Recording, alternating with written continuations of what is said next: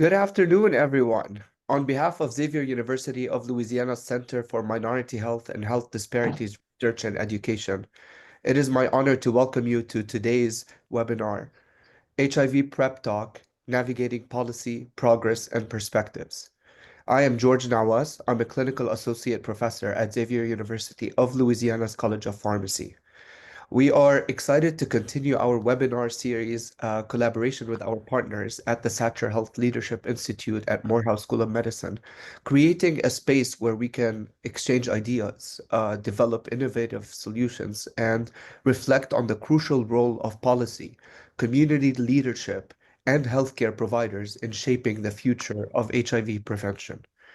As we gather today, we celebrate the tremendous progress made in the fight against HIV.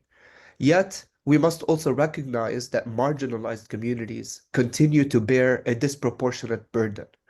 Expanding testing and access to pre-exposure prophylaxis, PrEP, are powerful tools that can change this reality.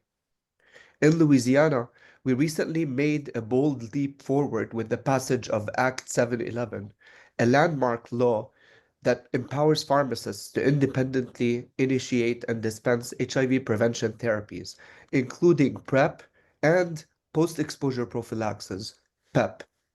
This historic step makes a pivotal shift in how we expand access, we close equity gaps, and prevent new HIV diagnoses. To be clear, Act 711 is not about replacing the vital work of other healthcare providers. It's about pharmacists embracing their trusted role in the community, meeting people where they are, connecting them to care, and helping individuals stay on PrEP to remain HIV negative. We are proud to build upon the foundation laid by so many who have long been at the forefront of this fight. Louisiana is not alone in reimagining the pharmacist's role in HIV prevention. Several other states have authorized pharmacists to prescribe PrEP, but efforts have often been hampered by barriers like excessive training requirements, lack of reimbursement models, and workflow challenges. Without systemic support, authorization alone has not been enough to drive meaningful impact. With Act 711, we intentionally learned from these challenges. We developed a comprehensive framework that removes unnecessary barriers and introduced the nation's first reimbursement model to sustainably support pharmacists, including those serving rural and underserved communities. We believe this model will not only deliver real results here in Louisiana, but also serve as a roadmap for other states that are advancing similar initiatives like Georgia. Our mission is simple: to create a system where pharmacists are fully equipped and supported to be frontline partners in HIV prevention, ultimately leading to more lives saved, increased awareness of HIV status, improved linkage to care, and a reduction in new HIV diagnoses. Today's webinar brings together a phenomenal group of panelists, leaders who are driving change, crafting policy, and pushing the boundaries of what's possible in Louisiana and in Georgia.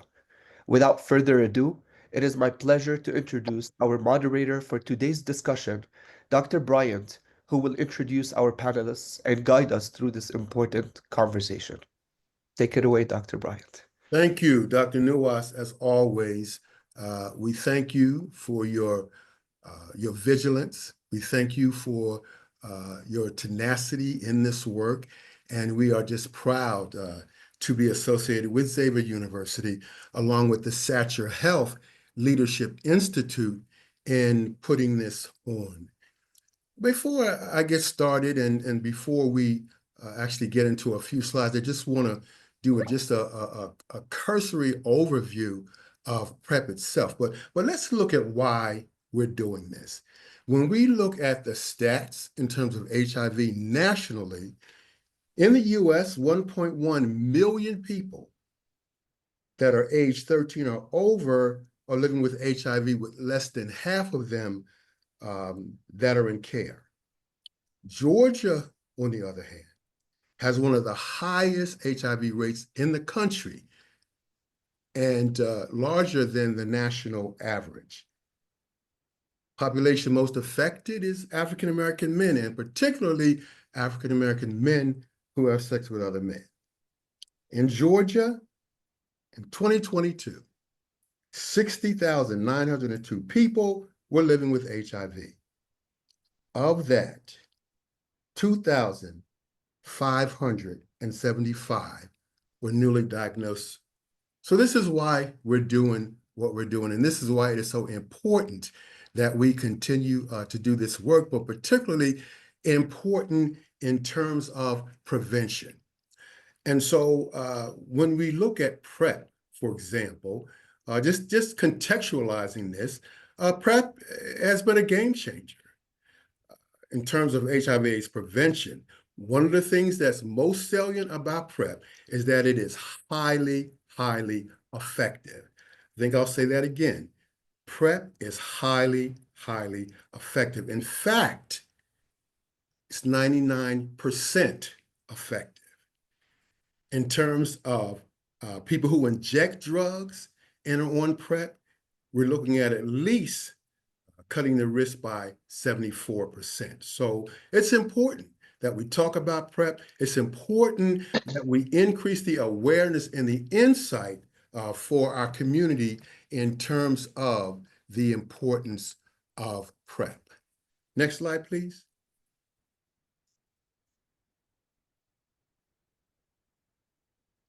So what is PrEP? In terms of its overall the meaning of PrEP, it's actually an antiretroviral medication. One of the medications is Truvada, and the important thing here is that you only need to take one pill per day, and usually that pill is Truvada. They also have long-acting injectable PrEP. Apretude is one of those injectable drugs. So it's fairly easy in terms of its effectiveness, in terms of its safety. And so again, when we're talking about PrEP, we really, really want to bring home how important it is in prevention of HIV for HIV negative persons. And so in order to establish your status, one has to be tested. And so we cannot reinforce that enough, that how important testing is to either be treated if you do have HIV, and if you're HIV negative, we also have prevention treatment as well. Next slide. So who should be considered, or who should consider being on PrEP? And anyone who's sexually active should be considered on PrEP. There are certain groups that may have an increased risk. Men who have sex with men is one of those groups. But we cannot forget heterosexual men, heterosexual women, cisgender women, and men also, if they're actively having sex actively, should consider being on PrEP. Not only that, when we talk about discoordinate couples, it's a great opportunity for the person in the relationship that's HIV negative to also go on PrEP.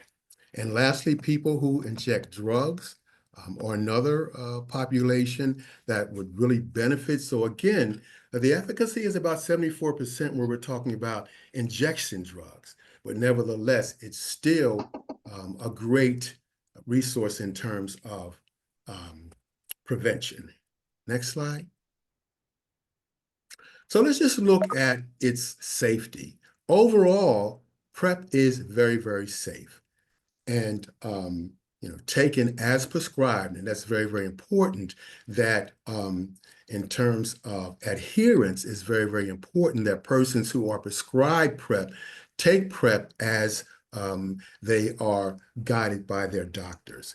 And also, when we talk about medical monitoring, persons who are on PrEP, it's important for them to maintain a relationship with their provider, but also being seen by their provider periodically, just so they can have their status monitored. There are some side effects, but not anything too serious. One of the side effects could be nausea, headache, and fatigue. And more rare concerns, again, is those that may have issues around or kidney issues or bone density reaction. But overall, we can say that PrEP is fairly safe to take. Next.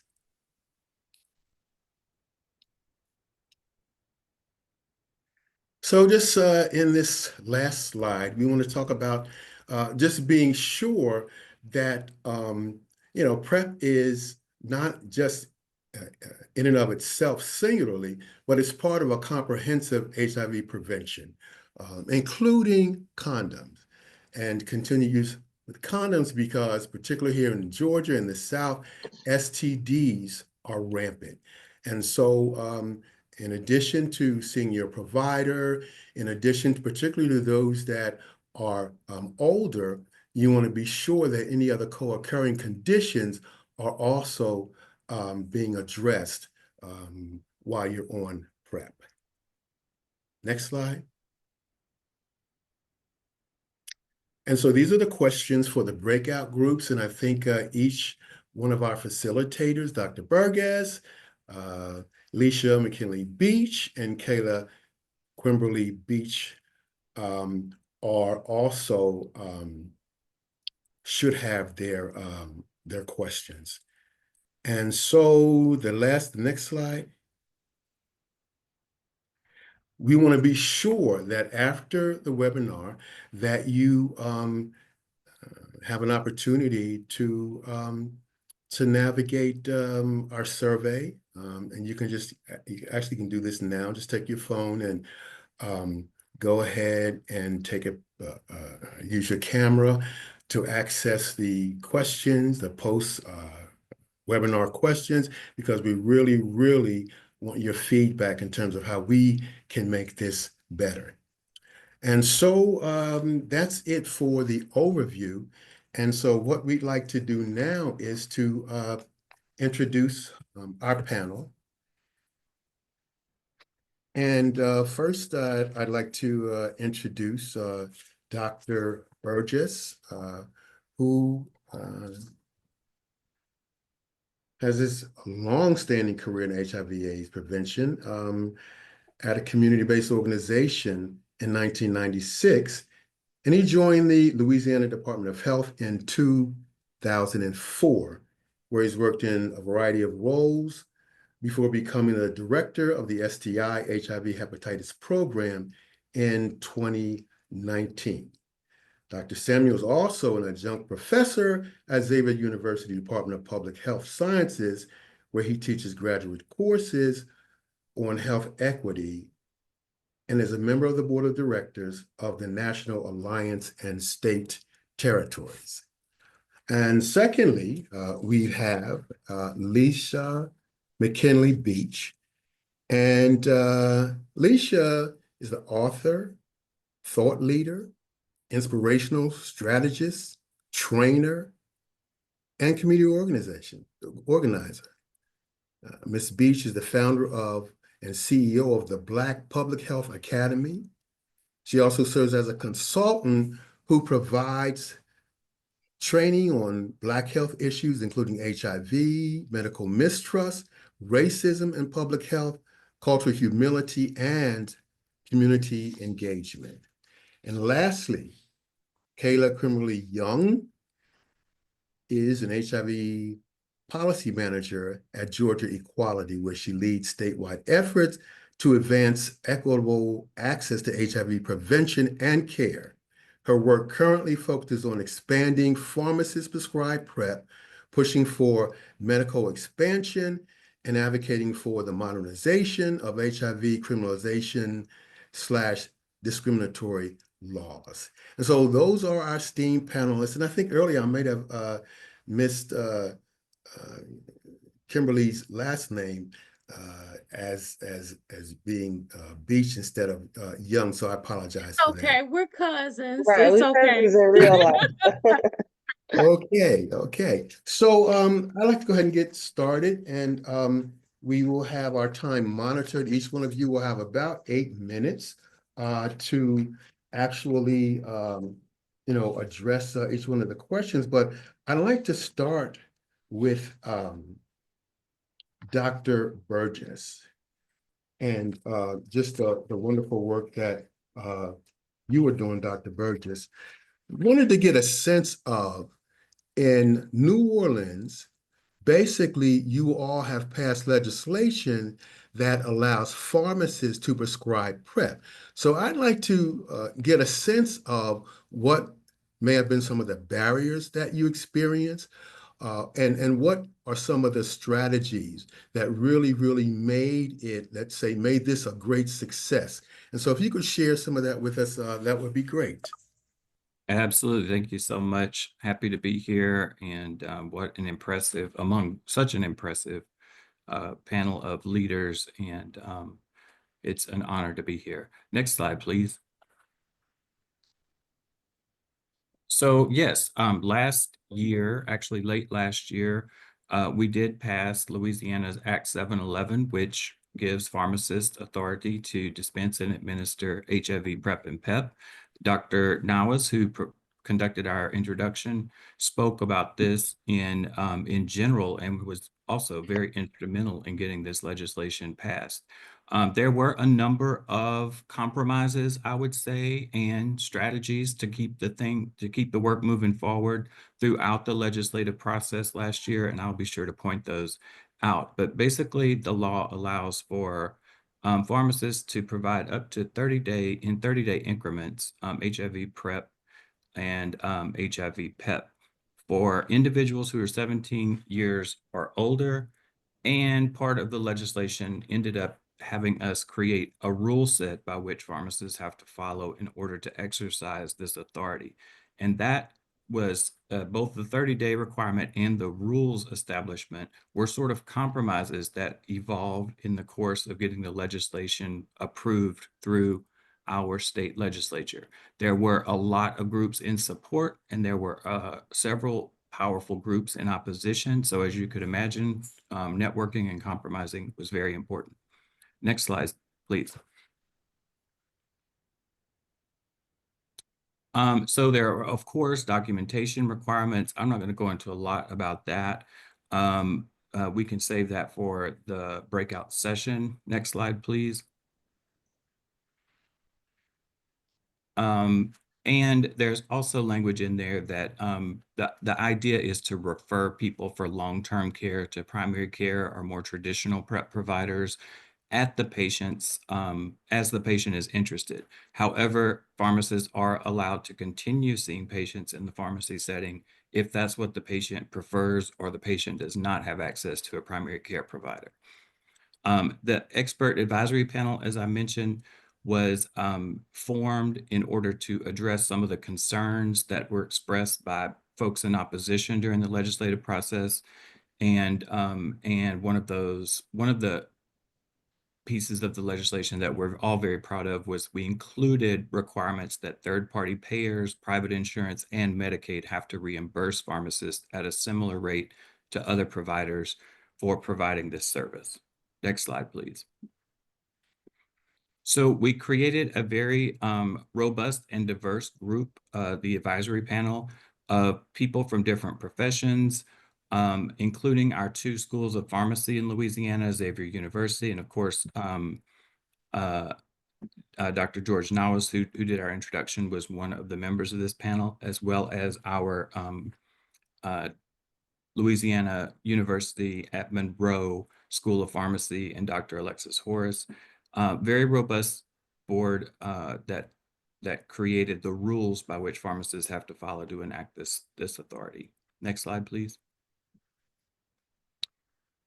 The law was signed in July of last year, and then we began quick to work. Our rulemaking process usually takes a year or longer, but the legislation stipulated that it needed to be completed by this spring. So we jumped right into action, assembled the panel, and held a couple of meetings in order to get it finished.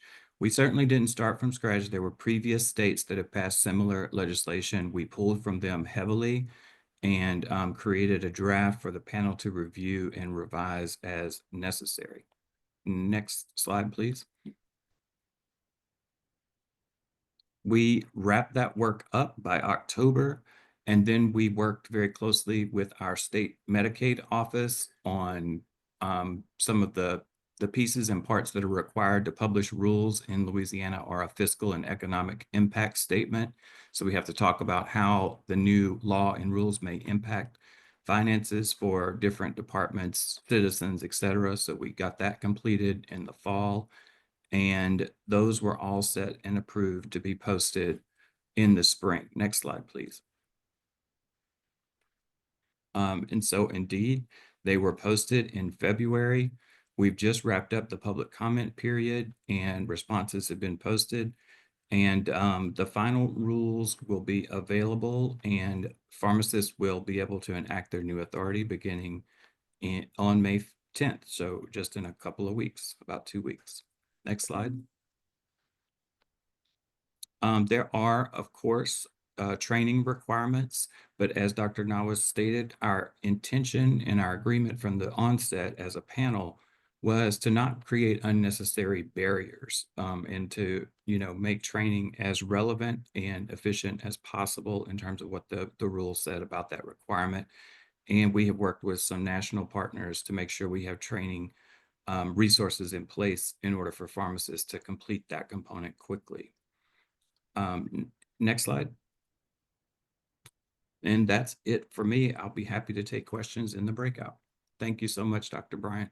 And thank you, Dr. Burgess. And one of the things I think, just in illuminating what you were talking about and the benefits of having pharmacists be able to prescribe PrEP. And so one of the things that we want to do is we want to increase uptake of PrEP, particularly in underserved communities. That's our overarching goal, because the uptake, particularly in the African-American community, are low for PEP as well as PrEP. And one of the things with having pharmacists be able to prescribe and also be paid for it is that it will allow particularly people in rural areas to be able to access PrEP without having to go through their provider. And so there's always a CVS, a Walmart, fairly close in almost all of our communities. And so that's our goal, to have the pharmacists be able to prescribe PrEP in these areas and making it much, much easier for persons to access PrEP. And the other thing is that the stigma associated, for example, with going to an HIV institution or organization is not there, because you can be going to CVS for whatever you need to go, and no one would suspect you are going for PrEP. And also they have the inside structure to be able to do it as well, because we get all of our vaccines at least I do. I get mine at CVS. And so it just seems to be a win-win situation. So thank you so much for that. And so next, I want to ask a couple of questions to Leisha, McKinley-Beach. And I believe you have a couple of slides. Yes.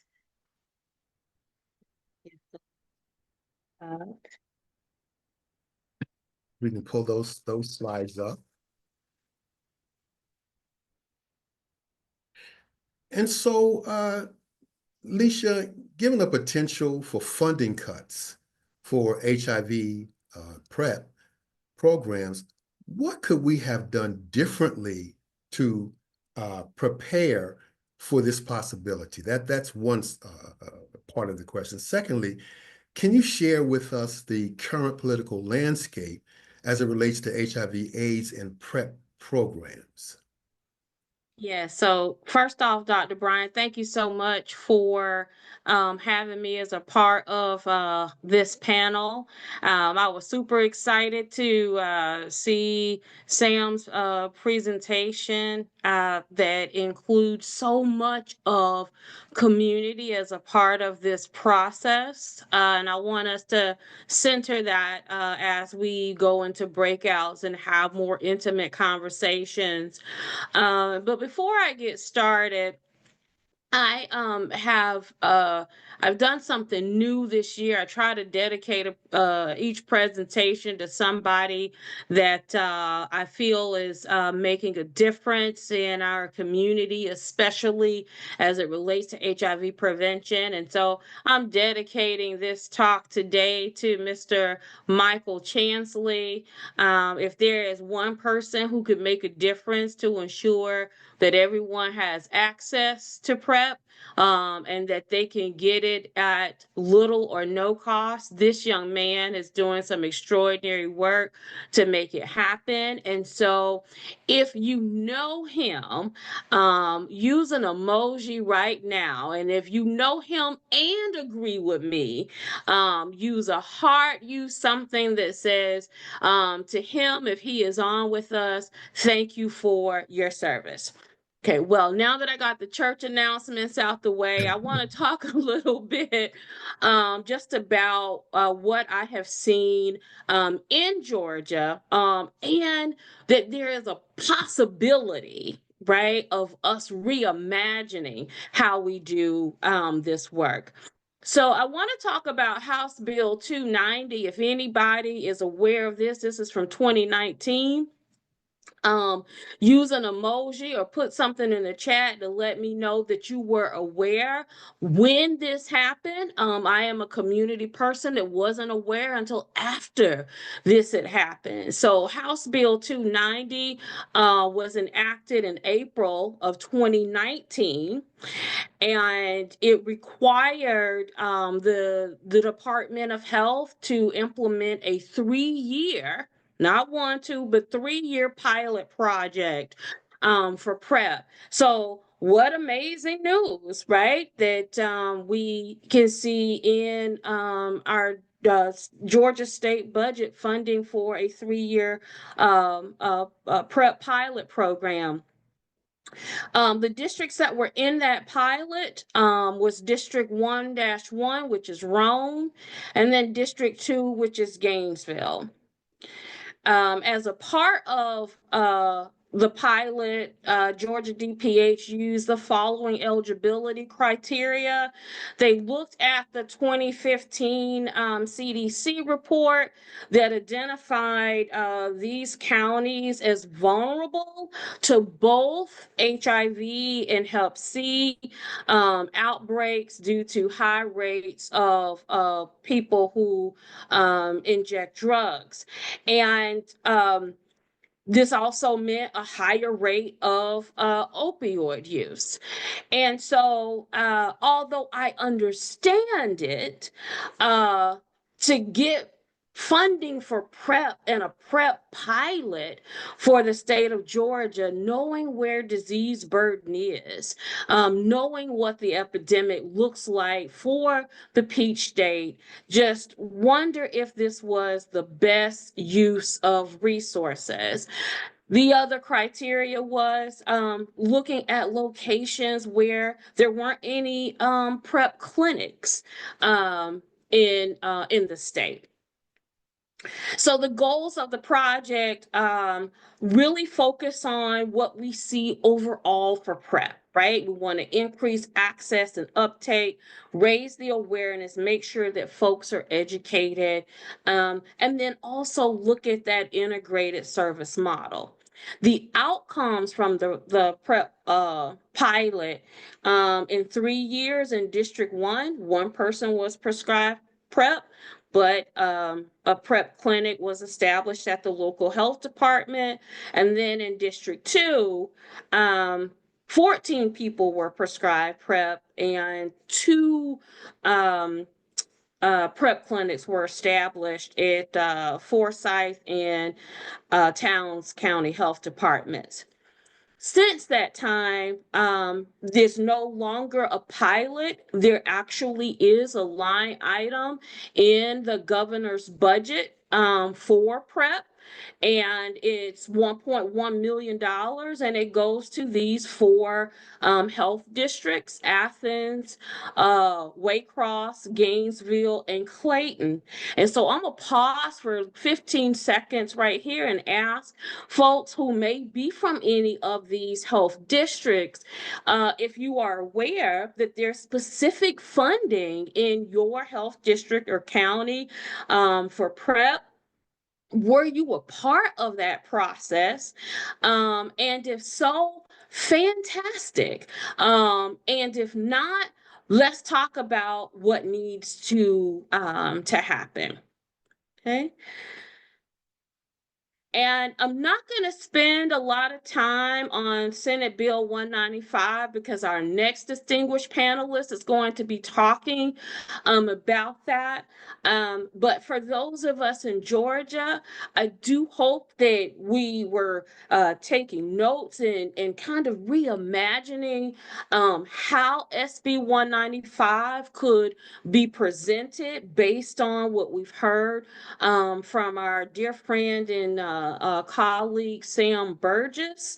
And I wanna leave you with two questions that we need to be asking ourselves, in addition to the great dialogue that I know it's going to happen in breakout. Number one, could these bills be a win for community if we are engaged in the process? So I'm hearing from some of you and these direct messages that you weren't aware and you live in these areas that the pilot or the current funding exists. How does the community become aware of these bills?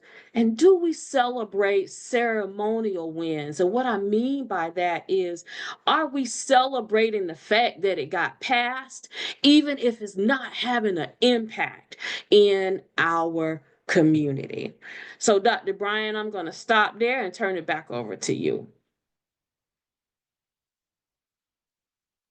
You're muted, Dr. Bryant.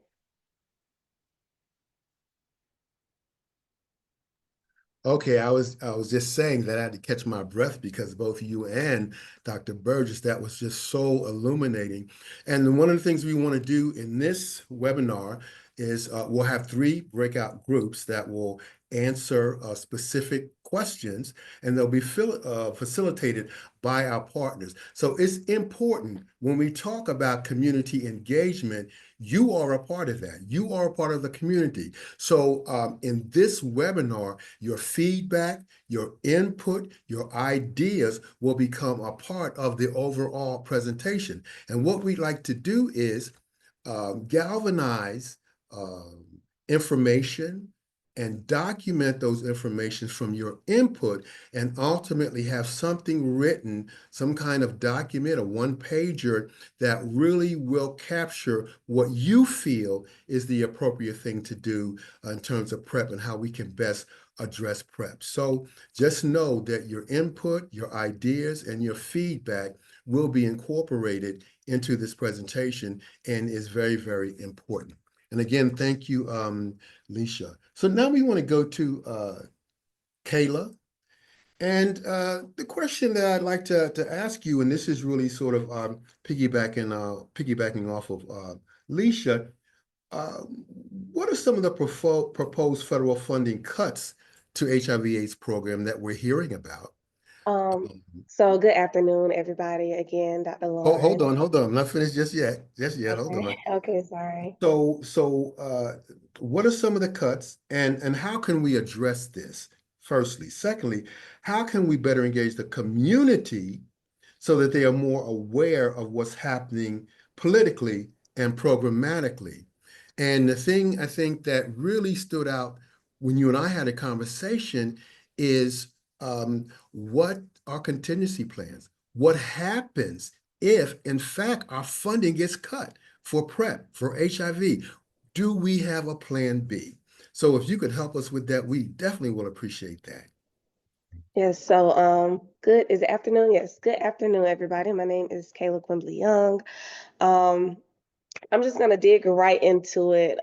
So As I'm sure a lot of you have heard, there have been a proposed budget that has been kind of circulating around. And some of the proposed cuts that we're seeing circulate that is concerning for a lot of people is the elimination of the CDC's Division of HIV Prevention funding. Another one is that there has been said that has been a termination of over 200 HIV research grants, cuts to ending the HIV epidemic, and a reduction in the Ryan White HIV/AIDS program funding. And so we've seen kind of like rough estimates of what those funding cuts will look like. But an official document of what the budget actually is has not been finalized or presented yet. When it comes down to addressing these cuts and these potential cuts, as I was talking to Dr. Bryant the other day, is that I know a lot of us are kind of concerned in how this will affect us. And what I was telling Dr. Bryant is that right now what we need to do is create contingency plans for what it looks like for different organizations, especially if you are federally funded. And even if you're not federally funded, but you are partnered with an organization that is receiving federal dollars, then that will still end up consequently affecting your partnership, which is what I'm going to be talking about some more in the breakout groups, talking about what that looks like for folks, questions, and how to leverage existing relationships and partnerships and expanding existing partnerships. Dr. Bryant, is there anything you want to ask me in between what I just said? No, you're on a roll. Go ahead. Okay. So I will talk about just briefly before we go into the breakout rooms. Like I said, strengthening local and regional partnerships during this time. We don't want to be solely reliable on federal dollars. So kind of leveraging the partnerships that you have developing a MOU, a memoranda of understanding with local health organizations could be helpful. Community-based organizations and clinics to share resources, staff and facilities, collaborating with state and local health departments to coordinate HIV prevention efforts and ensure continuity of services.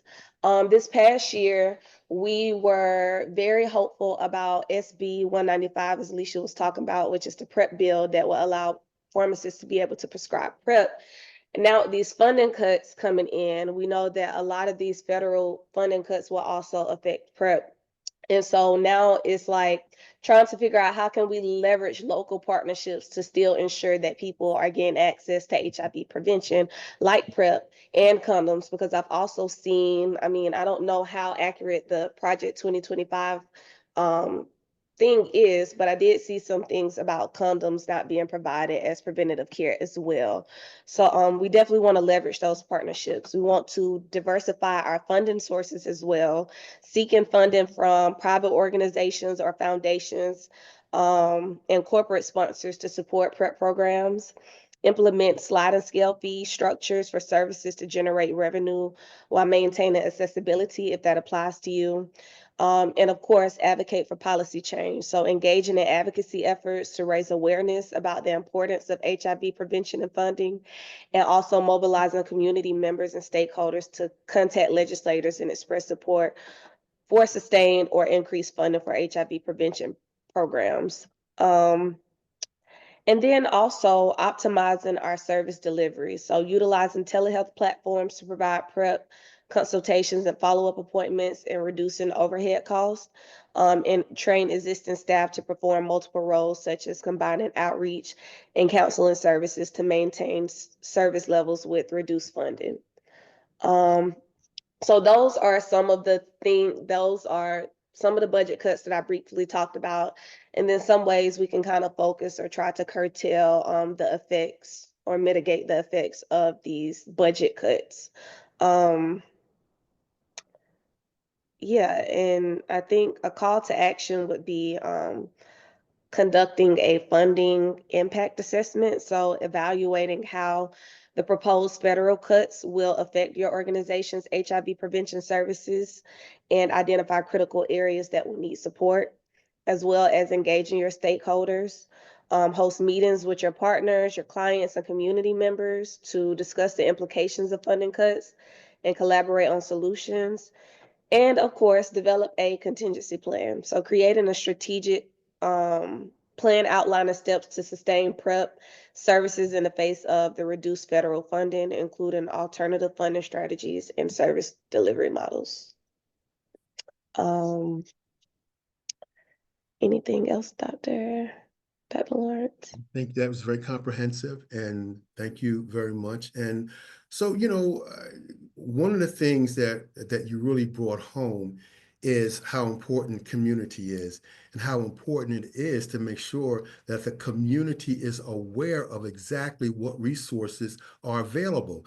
But I'm very, very interested in your breakout group as you all begin to bring forth ideas around how we can effectively have a contingency plan. What are some more ideas from the community? Because you all are the ones that are in the trenches.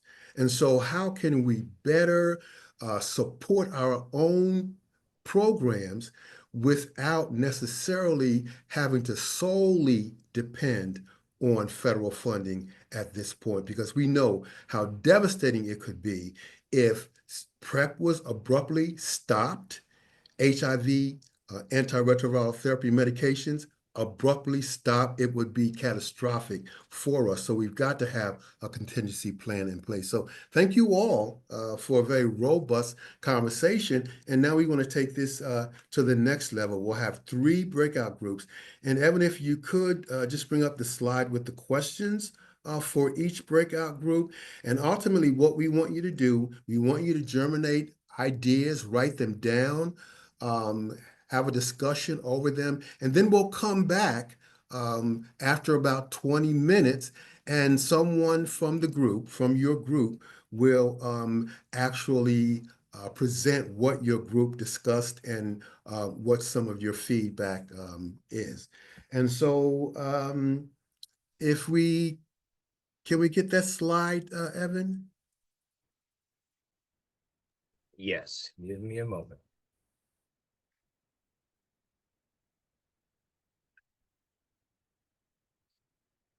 And so I think I have the questions here. I'll read them off. So for Dr. Burgess' group, his question, what training was required? Here they are. What training was required by pharmacists and how are they reimbursed for services? Number 2, what should Georgians be doing right now to prepare for the passage of legislation allowing pharmacists to prescribe PrEP? Secondly, in Leisha's group, given the potential funding cuts again for PrEP and HIV programs, what could we have done differently to prepare for this? And secondly, can you share with us the current political landscape? Again, just expanding a little bit more on what you talked about already. And for our third breakout group, Kayla, how can our community work more collaboratively in addressing issues related to HIV and PrEP? And given the potential funding cuts again, what additional funding contingency plans will your group provide for us in terms of ideas to plan for an alternative kinds of programming? And so with that, we'll go ahead and break out into our groups. We'll have about, we'll have about 20 minutes.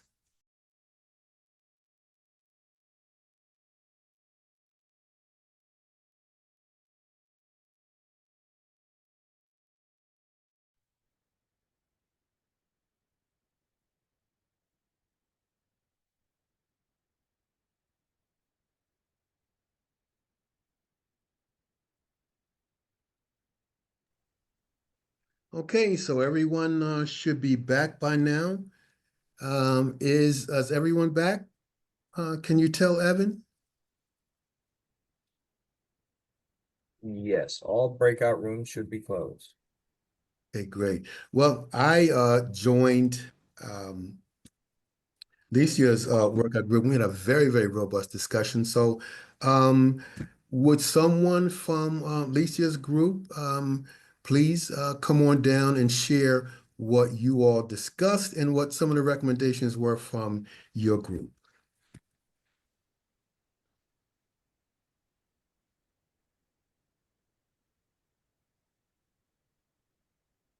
Anyone, pick someone from the group to share.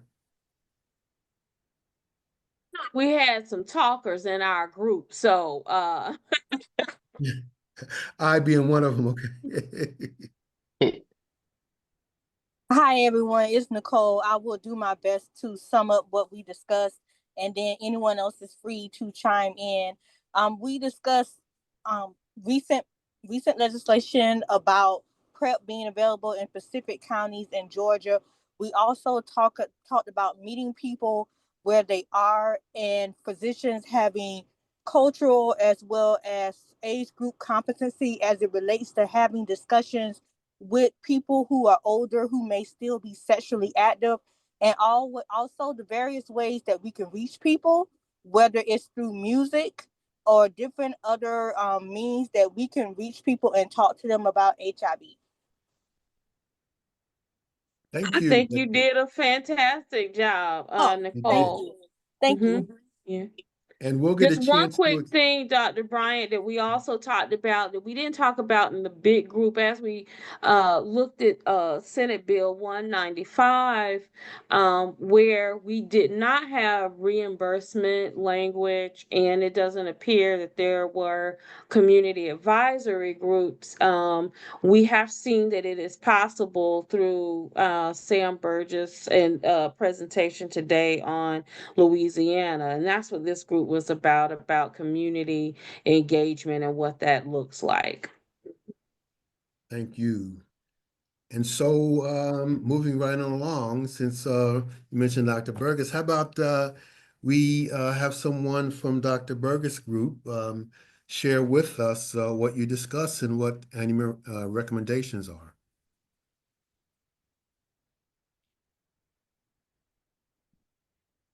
It would be an honor for me to share it, but I was having technical difficulties at the time. But I can share some of my experience about PrEP.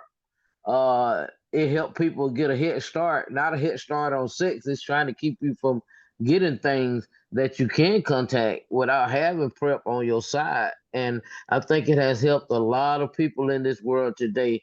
And I think a lot of people should just be thankful that we do have such a thing. Thank you, Phyllis, for sharing that.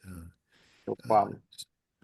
So go ahead, Dr. Burgess. Did you have something that you wanted to say? Well, I was going to say we had a very lively group also. But what we didn't do was ask for volunteers to speak back to the bigger group. I can share some of the discussion.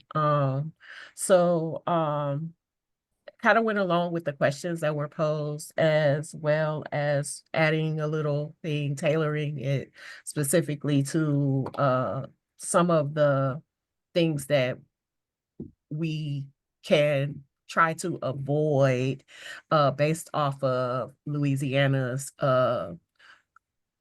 process of accessing this initiative within Louisiana. Talking about SB 195 coming into fruition and how to circumvent some of the things that Louisiana were impacted by when trying to get the bill passed to implement the program. I thought that Sam offered some great suggestions where as far as like meeting with the committees and making sure that we have representation in the room to meet with the committees to give testimonies and stuff, not just, you know, from physicians, but also community members. I think that Michael had said something about the gender and racial inequity and access to PrEP and how things may be impacted. Has there been a noticeable impact in Louisiana since the initiation of this program? And he was able to give some insight, but I think that is still like still, trying to determine some of those things. I felt we had a good discussion. Great, thank you. Thank you very much. Anything else from Dr. Burgess' group? Okay, so lastly, let's bring Kayla's group down, and if anyone from the group was selected to share what your conversation was, your discussion was, and any recommendation. We didn't know we were selecting anybody to speak, but I do know that we had some people who were engaging. So if anybody wants to volunteer themselves, I don't want to call nobody's name out, but I think that Kanisha and Dorian both did good. Speaking of everybody engaged in it, but feel free.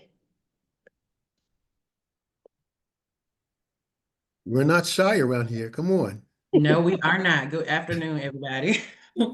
I hopped on towards the end, maybe the last 10 minutes of the group, so I didn't hear what the conversation was prior to me getting there. But when I got there, Kayla was asking us about alternatives to funding, like if you're a federally funded program, what were the alternatives? And she listed some very credible ones, like developing MOUs and partnerships. I brought up bringing in program income when you can, not limiting services, maybe connecting resources across the dot. So I know I'm missing something because I wasn't listening with the intent of regurgitating it back to you guys.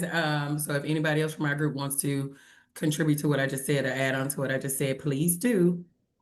Well, that was good also, Kanisha. We talked about some immediate actions to take, assessing the funding that you already have and understanding how much of your budget depends on federal dollars. So we kind of dug into that a little bit, talked about prioritizing core services, must keep programs over nice to have programs, and creating a if this then that type of plan. So if we lose 30% of our funding, then we do XYZ. Talked about some of that and pretty much everything else that Kanisha said, and how to strengthen and expand our partnerships, new funding avenues to explore, and mindset shifts. Sorry, and that's pretty much it, high level. Dorian, do you want to add anything? If not, then that's it, high level.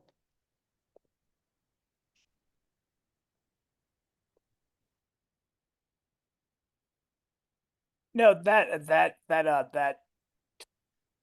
covers it well. It's just that that there's not a lot of discussions. I think in some of the Ryan White spaces around what might be done, what we can do, and also I would encourage all spaces to include people living with HIV to be engaged and also to be involved.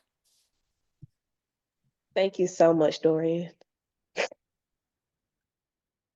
Okay, if that's it. This has just been some wonderful feedback, recommendations, and suggestions. And just know that these will be documented and will be hopefully turned into maybe a one-pager where we can just literally provide this information or these recommendations to our constituents, to our clients, so that this information can be disseminated far and wide. And so again, I thank you all for your participation in terms of making this just a robust discussion. And at the end of the day, I know we are experiencing a lot of uncertainty in terms of HIV/AIDS and in terms of our programming. But one of the things that they could never, ever take away from us, and that is our compassion. That is our passion. That is our drive for this work. So no matter what happens, no matter what comes down the pipe, our determination will never waver. So I want to encourage each and every one of you to continue to be vigilant, continue to be stoic and steadfast in the work that you do, because ultimately good will prevail. Good will prevail. And there's an old saying that I like to just leave with you as we move on to Evan, who will close us out, is people don't care how much you know until they know how much you care. And so as we move forward in our work, let's continue to move forward again with empathy, with compassion, with passion, and ultimately for the love of the work that we do. And with that, I'm going to turn it over to Evan Martin from the Satcher Health Leadership Institute. Evan, come on down. Right. All right. Thank you so much, Dr. Bryant, for this lovely discussion, for helping to moderate, for our esteemed panelists, for their efforts to share their expertise and their background, to help with facilitating these, I hope, very robust conversations and discussions. And thank you really for those really inspiring words, Dr. Bryant, and keeping us grounded and keeping us focused on the work ahead. This is it's a really vital time, a really critical moment where working collectively is the path forward, and the opportunity to have learning spaces like this is the work that we want to engage in to make sure that we're empowering each other and our communities as a whole. So thank you for taking your time, for your participation in this. And I want to thank, both those who are here, those who part of this project, who helped to make this possible, including our partner with Xavier, with Dr. Nuas, also having participation from Kenesha Washington and the folks with AATC. And thank you to, for the team, or for representation that was here for SHLI as well, for our for the guidance leadership of the principal investigator for our project, Dr. Leisha Standifer. And thank you to all for joining, and again for your active participation in this conversation. I will pass it over to Kenesha, actually, for our last bit of announcements in terms of what's to look forward as we continue on with this work. So Kenesha, you can take it away. Yes, thank you, Evan. And it has been a pleasure working with you, trying to get these new trainings planned and organized so that we can continue these conversations. Y'all, I am Kenesha Washington, the program manager of the Georgia AETC. And for those who don't know, AET is the AIDS Education and Training Center. We are housed at Morehouse School of Medicine, and we are tasked with providing educational resources for those that work in HIV across the state of Georgia. We do have counterparts in other states. So some of you may be familiar with some of our partners in some of the other states, but we do work on a regional level. So we're in the Southeast AETC. So I just shared with you all the upcoming PrEP Summit that all of us have been planning. This webinar today is pretty much the precursor to the all-day training that's going to happen in Atlanta on May 15th. There is a QR code on that flyer, as well as underneath the QR code where it says register here. You should be able to click that, and it takes you to the registration page for the event, and you just register, and then you get information. So we're calling this training Music for Life because I believe in having a soundtrack for everything. I have a soundtrack for my life, and so we're going to have a soundtrack or a playlist. I won't say soundtrack nowadays, so a playlist for this training. So there are going to be specific tunes that's going to go along with each topic that you'll get access to the playlist as well. Continental breakfast, lunch, and snacks, light snacks throughout the day will be served. So you can come. The parking will always be parking is validated, so you don't have to worry about parking. You don't have to worry about food. You just get your time and just come enjoy the day with us at the Loudermilk, which is in downtown Atlanta, which is near Georgia State University. And you should be able to see all of us there. And we hope to see you all there as well.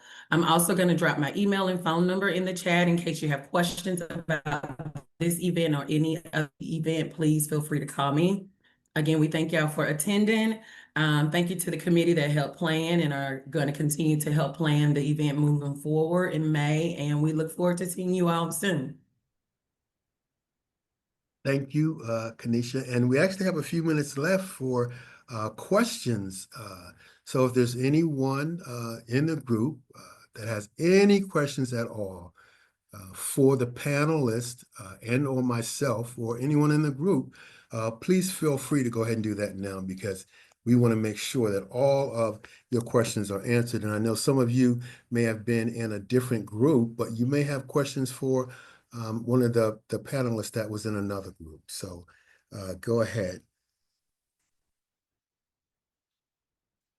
And I think you're just able to take yourself off of mute to go ahead and answer and ask any question. Yeah, that was Miss Beard I took myself off of mute. My question is, going forward from here with PrEP, even though we've come so far, you think we could keep going forward? I mean, you know, for us advancing the medicine, or do we need to take another look at something else for us advancing the medicine, or is it fine the way it is? Well, as we mentioned, PrEP, the way that it is 99% effective. I don't know if we can get better than that. I know And there's that's awesome. 100%, but 99% is pretty good for those persons that are HIV negative, and 74% for those that inject substances. Thank you. Any other questions? Okay, if there are no other questions, then I would just ask for some closing comments from our panelists, and we can go ahead and start with you, Leisha. Thank you, Dr. Bryant. This has been an absolute delight. I would say that as we continue to move forward, look at models that show promise. One of the questions that I have been asking since we have seen this trend of jurisdictions submitting bills for pharmacists to prescribe PrEP is, have we seen an impact in communities that are disproportionate to HIV, particularly Black communities, as that's my area of interest, and that we need to keep that centered. Where we are in the South. And so I encourage you, very impressed, Sam, to see what's happening in Louisiana. And as Georgia gears up for round 2 of our pharmacy bill, I do hope that we're able to take some lessons from our colleagues in Louisiana. Thank you very much, Leisha. How about you, Dr. Burgess? Give us some going home medicine. Well, one of the things that came up in our group and that's on, I think, many of our minds is what's happening with the federal government and the funding, as you also alluded to, Dr. Bryant. And it is, I'm also extremely concerned, especially around the HIV prevention portion of funding that we leverage to increase access to PrEP and PEP. But I think that initiatives like providing pharmacists with the authority to dispense independent of other providers is perhaps one type of workaround. If we lose significant amounts of our federal HIV prevention funding, then perhaps we won't lose all access to PrEP and PEP. The other thing I wanted to alert everyone to is just to what's happening in the Supreme Court right now with the Braywood case, which is challenging the complete coverage of PrEP and related lab work under the Affordable Care Act. And so depending on the outcome of that Supreme Court decision would certainly impact how all of our communities are able to continue accessing PrEP and PEP, but especially if our federal HIV specific funding goes away, we're going to be really reliant on insurers and Medicaid to cover those costs. So just continuing to watch very closely with what's happening at the federal level. Thank you. Thank you so much, Dr. Burgess. And finally, Kayla, if you would, take us on home and give us some words of wisdom. Yes, as I said in our group, right now is not a time for us to panic, but it is a time for us to plan. All is not lost, but right now we have to prepare ourselves for what we see coming up the road and around the corner. So right now, having these important conversations are what is our foundation right now, because we're building. These are our building blocks. Having these meetings, having the webinars, the talks, the conversations are going to be very pivotal and important for us moving forward. So I would just leave you with knowledge is power. Partnerships are power. Leverage those. Continue to talk and have these conversations. And just remember, y'all, we're not panicking. We're planning. That's all I have for you. Thank you so much for sharing this space and time with us today. And thank you all so very much. And just in closing, and I think it's so important to acknowledge our leaders, acknowledge our persons who just have stuck with us every step of the way and that continue to do this important work. So Evan Martin, Mr. Ed Martin, we want to give a shout out to you and thank you for your commitment and your diligence. Miss Kenesha Washington, who just has been phenomenal with the AIDS Education Training Center Southeast. So thank you for your steadfastness and your vigilance in this work. And also we'd like to thank Dr. Staniford, who has just been a leader in this area and continues to be inspiring to all of us. And so we want to just lift you up and acknowledge the work that you're done, but more importantly, the work that we all have to do in the future. And with that, I think we are, 2 minutes left. So I'll give you 2 minutes back. So that, is going to be the end of today's webinar. So thank you all so very much. Thank you for having us. Much. Sure. Please make sure you get a chance to complete the evaluation. Thank you all. Thank you. Have a great day.